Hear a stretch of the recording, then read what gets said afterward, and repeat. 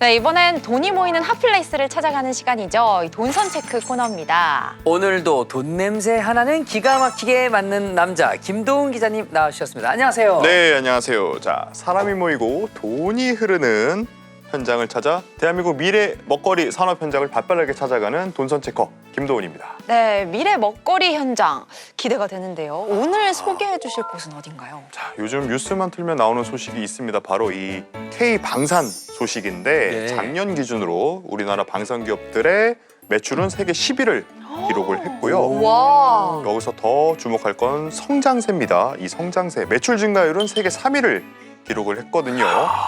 폴란드, 중동 할 것 없이 러브콜이 계속 들어오고 있습니다. 오늘 무기 뭐 만나보는 겁니까? 막 세트장으로 막 들어오는 겁니까? 자, 그 전에 K방산이 잘 나가긴 하지만 네. 우리가 넘어야 할 마지막 산이 있습니다. 바로 이 전투기의 심장, 항공 엔진입니다. 항공 엔진 설계 기술과 생산 능력을 가진 나라는 미국, 영국, 프랑스, 러시아 몇 안 됩니다. 대부분 이들 항공 엔진 기술 종주국에서 사다 쓰는데 하지만 요즘 상황이 달라졌죠. 우리나라도 항공 엔진을 직접 제작하면서 기술 자립에 한 걸음 다가서고 있습니다. 우와.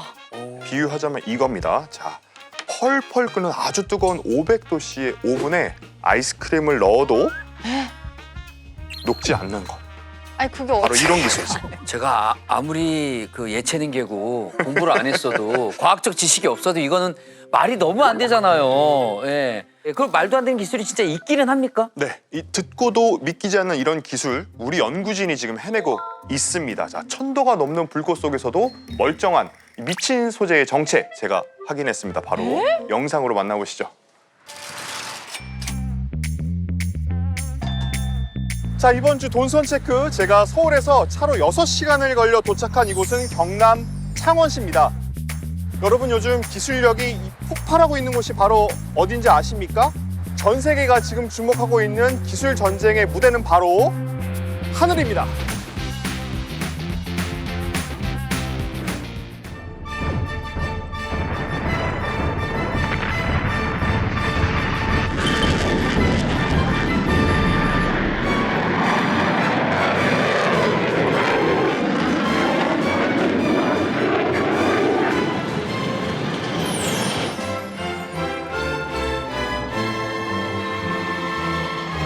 뜨거운 불길 속에서도 녹지 않는 금속, 초고온에서도 견디는 이 작은 금속 한 조각이 바로 K방산의 미래를 바꾸고 있다는데요.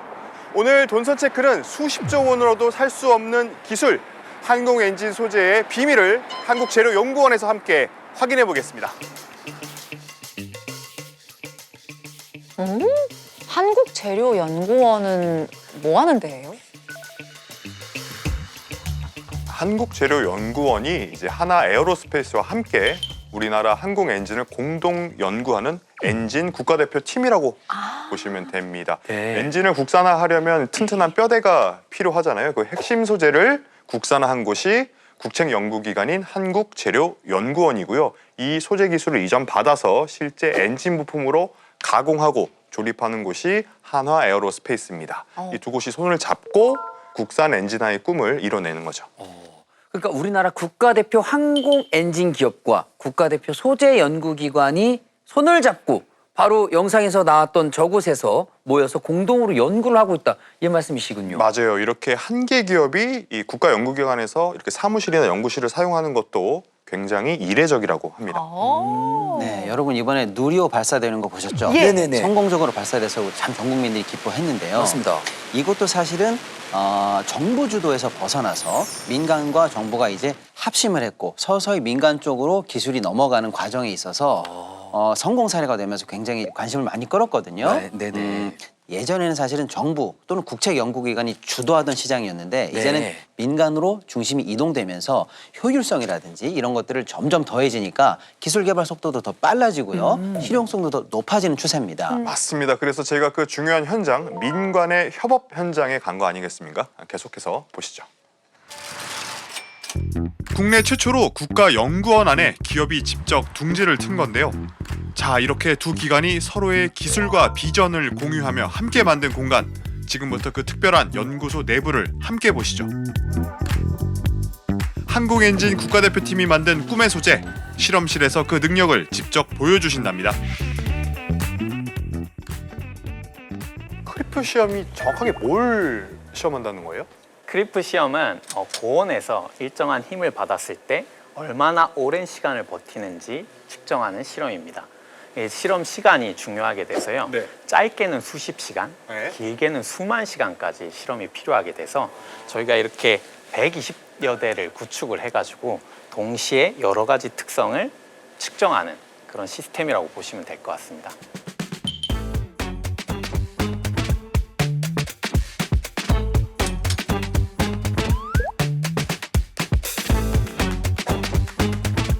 그러니까 재료에 일정한 힘을 부과하고 시간 경과에 따른 변화를 살펴본다는 건데요. 이해하기 쉽게 보여주신답니다. 저희가 이제 따로 준비한 토치랑 물통만 있으면 네. 크리프 시험이 어떻게 이루어지는지 간단하게 확인해 보실 수 있습니다. 이 막대는 널리 사용되는 스테인리스 316L 소재인데요. 1리터짜리 물통을 이렇게 매달아도 휘지 않고 이렇게 버티고 있는 상황입니다. 네, 그렇네요. 네. 여기에 토치를 활용해서 온도를 가해주게 되면 자, 저 부탄토치 온도가 보통 1300도씨 정도 됩니다. 오, 엄청 높군요. 금속이 붉게 달아오르고 있어요. 네, 달아오르면서 휘어지고 있네요. 네, 온도가 올라감에 따라서 원자의 이동이 빨라지기 때문에 이렇게 크립 현상처럼 변형이 일어나게 됩니다. 예. 아이고, 네, 어떻게 휘어집니다. 휘어지네요? 네, 원래 저렇게 되는 게 상식 아닐까요? 그렇죠. 네네.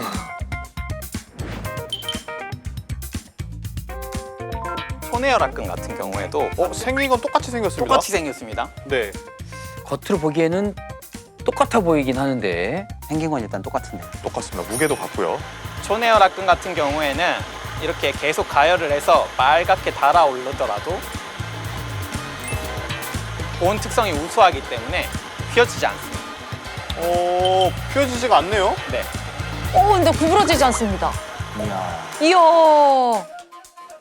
이게 바로 이 소재의 힘, 소재 차이라고 볼 수 있겠는데요, 이게.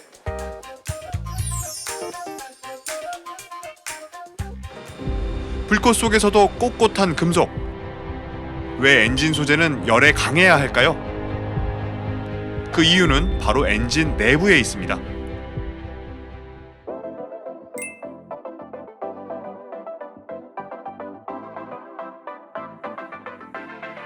바로 이 장비가 그 코팅이 얼만큼 오래 견딜 수 있는지 이제 측정해주는 장비입니다. 한번 직접 보시죠. 네.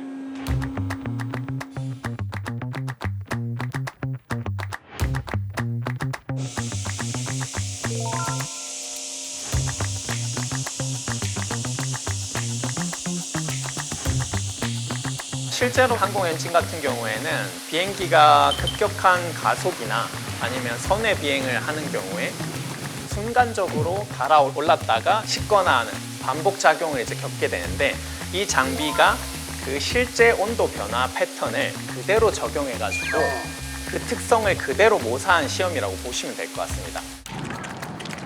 뜨겁고 차가운 온도 변화, 극한 상황에서 끄떡없이 견디는 꿈의 소재. 이 정도 기술력을 갖추기란 쉽지 않을 텐데요. 이런 합금을 생산할 수 있는 기술력을 가진 나라가 전 세계에 몇 개나 될까요? 지금 7개, 8개 국가도 안 된다고 보시면 될 것 전 같습니다. 세계예요? 네, 그렇습니다. 네. 항공 엔진 기술은 쉽게 말해서 500도씨에서 얼음이 녹지 않는 그런 기술로 만드는 게 항공 엔진의 소재 기술이라고 보시면 될 것 같습니다. 실제로 중국도 보면 20여 년 동안 100조 이상의 비용을 투입해서 연구 개발을 했는데 그 중국도 소재 기술이 국산화되지 못해서 그 엔진을 선진화하지 못한 사례가 있습니다. 야, 이게 우리나라가 이 독자 기술의 성공을 앞두고 있다니 이게 마음이 너무 웅장해집니다. 극한 환경에서 살아남는 소재, 그 비밀이 바로 여기에서 밝혀집니다.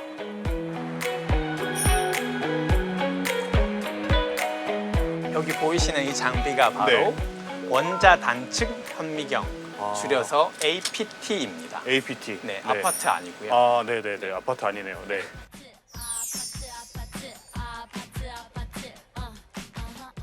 쉽게 말해서 원자를 하나씩 떼어내어서 3D 스케일로 재구성해주는 장비라고 보시면 될 것 같습니다.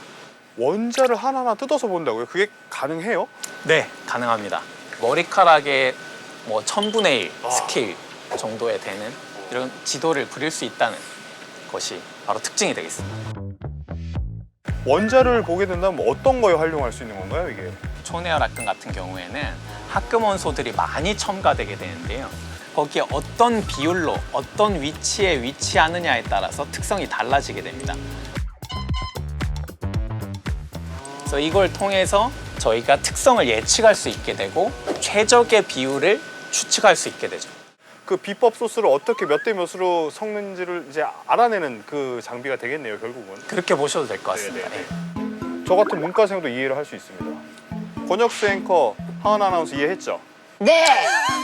저도 문과생입니다만 막- 이해했습니다. 100% 이해했다고는 말씀 못 드려도 네, 어즉 이해를 했습니다. 네.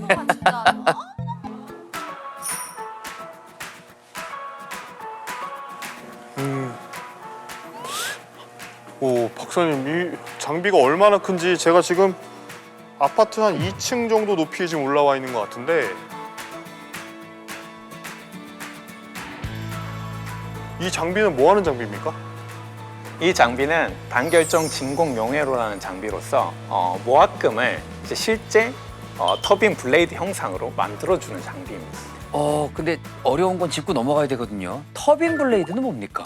자, 터빈 블레이드는 전투기 엔진의 핵심 근육이라고 할 수가 있어요. 이제 엔진 내부를 보면 수백 개의 금속 날개가 촘촘하게 박혀 있거든요. 네. 자, 바람개비처럼 생겼습니다. 보면. 근데 연료가 폭발할 때 나오는 가스를 받아서 회전을 하는 건데 이 작은 날개 하나가 부러지면 공중에서 전투기가 네, 안 되겠죠. 그래서 세상에서 가장 비싸고 가장 튼튼해야 하는 날개인 겁니다. 그렇군요.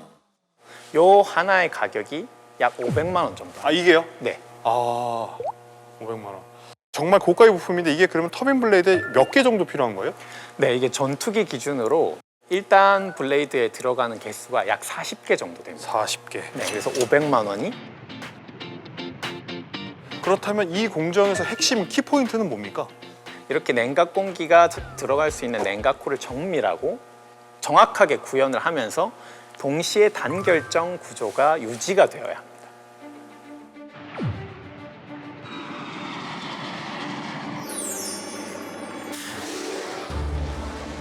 사실 재료연은 수십 년 전부터 가스터빈 소재에 대한 연구를 시작해 왔습니다. 특히 항공용 가스터빈 핵심 소재인 니켈기 초내열 합금에 대해서는 다양한 원천 기술에 대한 연구를 이어오고 있습니다.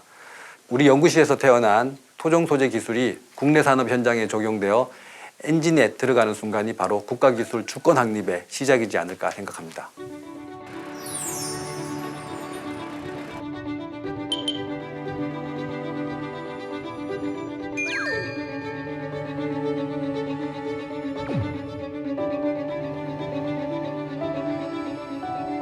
한국이 독자적으로 개발하는 항공 엔진 핵심 소재, 먼 미래 기술로만 여겨졌던 것이 이제 국산화라는 현실로 다가왔습니다.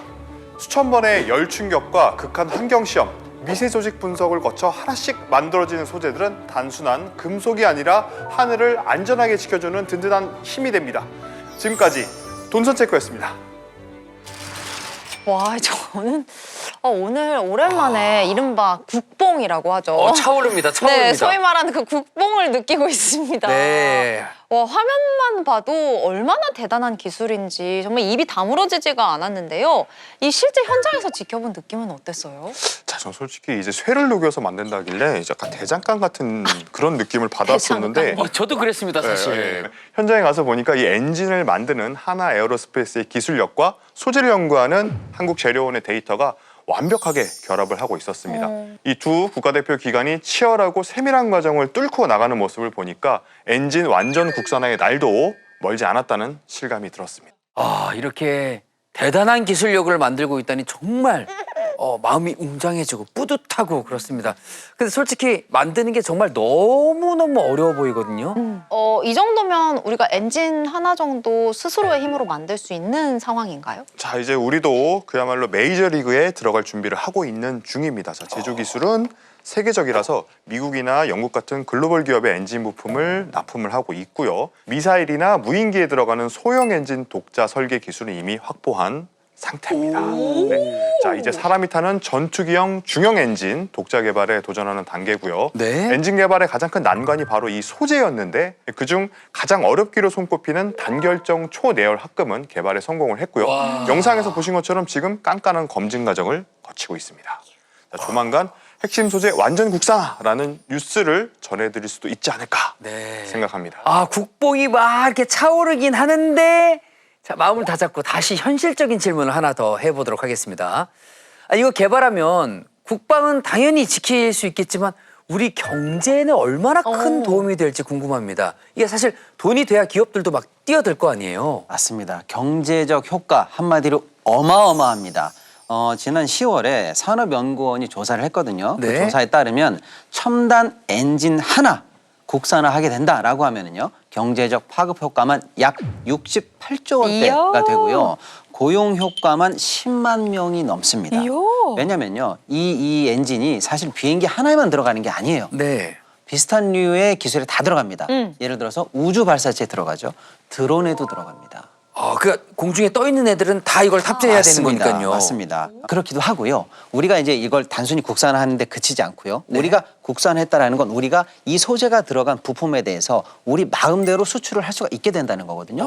지금은 이 작은 소재 하나 때문에 사실은 완성품 비행기에 대해서도 일일이 기술 종주국한테 사실은 허가를 맡아야 되는 불편도 있었거든요. 그러네요. 이제 우리가 만드는 비행기, 우리가 만드는 전투기, 우리가 만드는 로켓 드론도 이제는 마음대로 수출할 수 있게 되니까 추가적인 파급력까지도 계산해 본다면 이것보다도 더 큰 경제적 효과가 있다 이렇게 볼 수가 있고요. 아, 우리가 하늘 위해서 갑이 될 수 있는 그런 맞습니다. 순간이 멀지 않았군요. 맞습니다. 그리고 무엇보다도 아까 제가 말씀드린 것처럼 자주 국방의 가장 중요한 키가 완성되는 거니까 경제적 효과뿐만 아니라 국방 안보관에서도 굉장한 효과가 있다 이렇게 말씀을 드릴 수가 있겠습니다. 반드시 성공해서 자주국방, 경제 또 여러 가지 부가적인 이익까지 함께 누릴 수 있으면 좋을 것 같습니다. 아, 아주 재밌고 즐거운 시간이었습니다. 국뽕이 차오르는 그런 시간이었습니다.